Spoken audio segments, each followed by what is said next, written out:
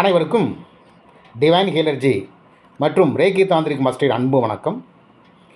இன்றைக்கி ஸ்ரீ சக்கரத்தின் 5வது ஆவரணத்தை பற்றி பார்க்க இருக்கிறோம். எந்திர வழிபாடு என்பது ஸ்ரீ சக்கர வழிபாட்டையே குறிக்கும். அம்பிகையின் திருநாமம் எதுவாக இருந்தாலும் வழிபடுவதற்கு ஸ்ரீ சக்கரத்தையே உபயோகிக்கிறோம். அம்பிகை ஸ்ரீசக்கர வடிவாகவே இருக்கிறாள். இதனால்தான் அந்த சக்கரத்திற்கு சக்கர ராஜம் என்ற பெயர் கூட உண்டு. சக்கரத்தின் இதுவே முதன்மையானது, சக்கரவர்த்தியை போன்றது, எல்லா சக்கரங்களுக்கும் தலைவனாக இருப்பது. இதனுடைய காரணம் என்னன்னா, 43 ட்ரையாங்கல் 43 முக்கோணங்கள் கொண்ட ஒரே சக்கரம் இந்த ஸ்ரீசக்கரம் தான். இந்த சக்கரத்துக்குள்ளே தான் உலகத்தில் இருக்கும் தேவாதி தேவர்கள், முனிவர்கள், யோகிகள், ஞானிகள், தபசிகள், தெய்வ கடாச்சங்கள் என்று எல்லாமே அடங்கி இருக்கக்கூடியது இதில் தான். பிறப்பும் இறப்பும் இதுக்குள்ளே தான் இருக்குது, தொடக்கமும் முடிவும் இதுக்குள்ளே தான் இருக்குது. மனதை கட்டுப்படுத்தி கொண்டு உடல் சுத்தத்தோடு வைதிக மரபின்படி தேவியை அக்னியில் வழிபடுவதும், ஆகம மரபின் வழியே அவளை விக்கிரம வடிவத்தில் கோயில்களில் வைத்து வழிபாடு செய்வதும், தாந்திரிக மரபின்படி தேவி பராசக்தி ஸ்ரீசக்கரமான எந்திரத்தின் ஆவாகனம் செய்து போற்றி வழிபட்டு துதிப்பதும் நமது நாட்டின் தொன்று தொட்டு நடந்து வரும் ஒரு பழக்கமாகும். தெய்வத்தை எந்திர வடிவில் வழிபடுவதை ஆரம்பித்து வைத்தவர் ஆதிசங்கரர் என்று சொல்லக்கூடிய மகா. பல 100 ஆண்டுகளுக்கு முன்னால் இவர் அமைத்த சக்கரங்கள் இன்றும் வழிபாட்டில் இருக்கிறது, வழிபட்டு கொண்டுதான் இருக்கிறார்கள். ஆதிசங்கரர் நிறுவிய மடத்திலெல்லாம் சக்கரம் நிச்சயமாக இடம்பெற்றிருக்கும். புனித ஆலயங்களில் அவர் நிறுவிய எந்திரங்கள் இன்றும் ஆன்மீக சக்தியை வெளிப்படுத்தி கொண்டுதான் இருக்கிறது. காஞ்சிபுரம் காமாட்சி அம்மன் கோவிலில் காமாட்சிக்கு முன்னால் தரையில் தொட்டியில் அமைந்திருக்கும் சக்கரம் ஆதிசங்கரர் நிறுவிய ஸ்ரீசக்கரம்தான். அப்படிப்பட்ட மகா சக்தி வாய்ந்த சக்கரத்தில் 5வது ஆவரணத்தை பற்றி இப்பொழுது பார்க்க இருக்கிறோம். இதற்கு பெயர் சர்வார்த்த சாதக சக்கரம் அப்படின்னு பேர். இதனுடைய மந்திரம் ஸ்ரீம் க்ளீம் சம் அப்படின்றது தான். இது 10 முக்கோணங்களை உடையது. குருவை பரதேவதையின் வடிவாக கருதி மரியாதை செய்து வழிபடுவது நம்மளுடைய மரபு. அந்த வகையில் குரு சிஷ்ய பரம்பரையை வளர்ப்பதும் சத்குரு லாபமும் அதன் ஆவரணத்தை வழிபடுவதும் ஒரு மகா சிறப்பாகும். பகிர்த்தச்சாரம் எனும் வெளியே உள்ள 10 முக்கோணங்களை உடையது. இந்த முக்கோணத்தின் குலோத்தீர்ணா யோகினிகள் என்ற பெயர் கொண்ட 10 தேவதைகள் பரிவாரங்களாக விளங்குகிறார்கள். குலம் என்றால் ஞான பரம்பரையை குறிப்பது. உத்தீர்ணம் என்றால் நன்கு வசிருத்தி செய்தல். குரு சிஷ்ய பரம்பரையை நன்றாக அபிவிருத்தி செய்ய அதன் உபாசனை உதவுகின்ற காரணத்தினால் அதற்கு ஆசி வழங்கும் தேவதைகள் குலோத்தீர்ண தேவதைகள் அல்லது யோகினிகள் என்று பெயர் பெற்றுள்ளனர். இங்குள்ள 10 தேவதைகளின் பெயர்கள்: 1 சர்வ சித் பிரதா, 2 சர்வ சம பத் பிரதா, 3 சர்வ பிரியங்கரி, 4 சர்வ மங்கள காரிணி, 5 சர்வ காமப்பிரதா, 6 சர்வ துக்க விமோச்சனி, 7 சர்வ மிருத்யு பிரசமனி, 8 சர்வ விக்ன நிவாரணி, 9 சர்வாங்க சுந்தரி, 10 சர்வ சௌபாகிய தாயினி.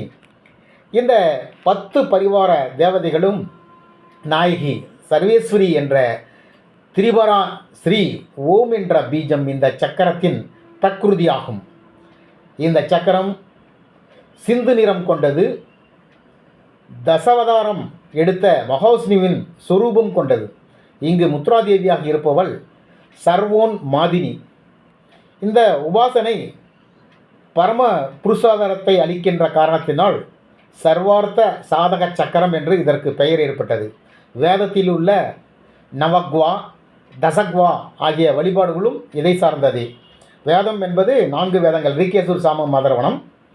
இதில் பிராணன், அபானன், வியானன், உதானன், சமானன், நாகன், கூர்மன், கிருகரன், தேவதத்தன், தனஞ்சயன் ஆகிய தசவாயுக்களே வெளிப்பத்து முக்கோணத்தில் உள்ள 10 தேவதைகளாகும். இந்த தசவாயுக்கள் மிக மிக முக்கியமானது, அனைவரும் அறியாதது. ஏனென்றால் இந்த தசவாயுக்கள் தான் மனிதனுடைய உடலை ஆக்கிரமிப்பு செய்து ஆளுமை செய்து செயல்படுத்த வைக்கிறது. இதில் பிரதான வாயு என்று சொல்லப்படுவது பிராணவாயு, அபான வாயு, உதான வாயு, சமான வாயு, வியான வாயு அப்படின்றது பிரதான வாயுக்கள். உபவாயுக்கள் நாகன், கூர்மன், கிருகரன், தேவதத்தன், தனஞ்சயன் அப்படின்றத வாயுக்கள். இந்த 10 தசவாயுக்கள் தான் நம்முடைய உடம்பை இயக்கக்கூடியது. இதில் முதல் வாயுவான பிராணவாயு இது இதயத்திலிருந்து பசி தாகங்களை உண்டாக்கி புசித்த ஆகாரத்தை ஜீரணிக்கும்படி செய்யக்கூடியது.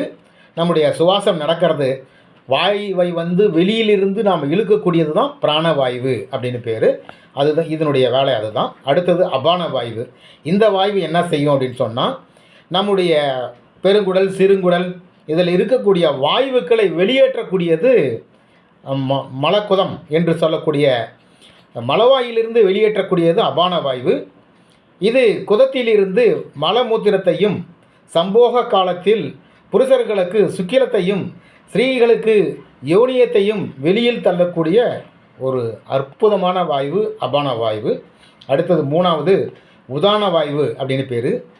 இது கண்டத்திலிருந்து சாப்பிடும் பதார்த்தங்களை விழுங்கி ரசம் வேறு திப்பி வேறாக செய்து அந்த திப்பியை மலப்பையில் தள்ளுவது இந்த உதான வாயு அப்படின்றது.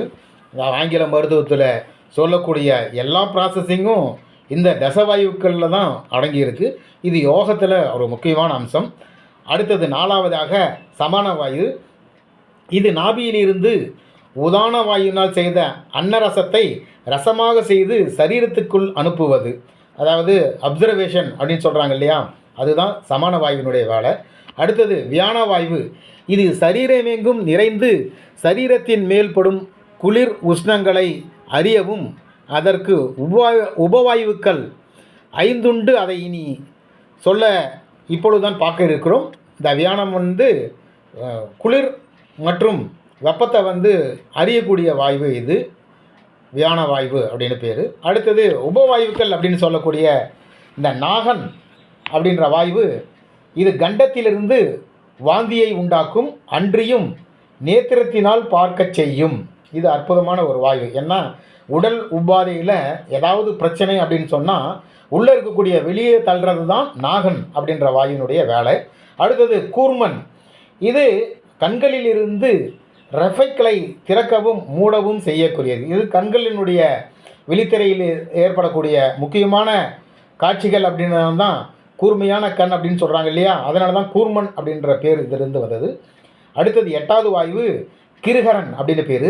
இது மூக்கிலிருந்து தும்பலை உண்டாக்குகிறது. இதுவும் வெளியே தள்ளக்கூடிய ஒரு ப்ராசஸிங் தான். உபவாயுக்களில் உள்ளேருந்து ஏதாவது ஒரு அலர்ஜி உண்டாச்சுன்னா, நுரையீரலில் தொண்டையில் அலர்ஜி ஏற்படும் பொழுது இந்த கிருகரன் தான் மூச்சிலிருந்து தும்பலை வெளியே தள்ளக்கூடிய ஆரோக்கியத்துக்குண்டான ஒரு நிலையை ஏற்படுத்தக்கூடியது இந்த கிருகரன். அடுத்தது தேவதத்தன். இது மார்பிலிருந்து கபத்தை உண்டாக்கி கொட்டாவியையும் விக்கலையும் உண்டாக்கும். இந்த கொட்டாவி விக்கல் என்றது எல்லாம் டைஜன் சம்மந்தப்பட்டது, ஜீரணம் சம்மந்தப்பட்ட விஷயங்கள். இதில் ஜீரணம் செய்வதற்கு நமக்கு ஆக்சிஜன் பற்றலாம் தேவைப்பட்டால் அப்படின்னு சொன்னால் உடல் சோர்வுடும்.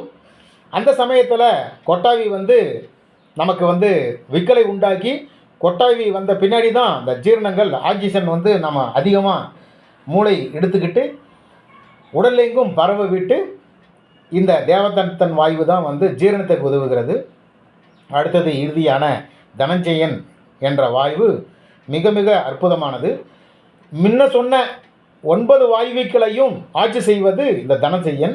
இந்த இயற்கை கோட்பாட்டில் ஒரு கேப்டன் அப்படின்னு ஒன்று இருப்பாங்க. எல்லாத்துலேயுமே எங்காவது ஒரு கூட்டம் இருக்குது. ஒரு மலர்களின் கூட்டம், ஒரு வாசனை கூட்டம், ஒரு ஜனங்களுடைய கூட்டம், ஒரு அணி கூட்டம், இந்த மாதிரி எதுவாக எடுத்தாலும் எதுவாக இருந்தாலும் அதற்கு ஒரு தலைவன் இருப்பான். இந்த தசவாயுக்களுடைய தலைவன் தான் தனஞ்சயன். இது தாயின் கர்ப்பத்தின் சிசுவை நெட்டி வெளியில் தள்ளக்கூடிய வேலையை செய்கிறது. சிசுவை வெளியே தள்ளுவது இதுவரையில் முன் சொல்லியிருக்கிறோம். இதனின்றியும் இன்னும் என்ன செய்யும் அப்படின்னா, சரீரத்தை விட்டு பிராணன் போகும் பொழுது, நம்முடைய உடம்பை விட்டு உயிர் போகும் பொழுது, பிராணன்றது உள்ளே வரக்கூடிய வாயு, வெளியே போகக்கூடிய வாயு தான் பிராணன். இந்த 9 வாயுக்களும் சரீரத்தை விட்டு போய்விடும். ஆனால் தனஞ்செயன் வாயு மட்டும் போகவே போகாது. அது சரீரத்தில் நீண்ட நாள் இருக்கும். இந்த தனஞ்செயன் வாயு தான் முதல்ல உற்பத்தி ஆகிறது, கடைசியாகவும் அழியக்கூடியதும் தனஞ்செயன் தான். அவ்வளவு அற்புதமான இந்த வாயு.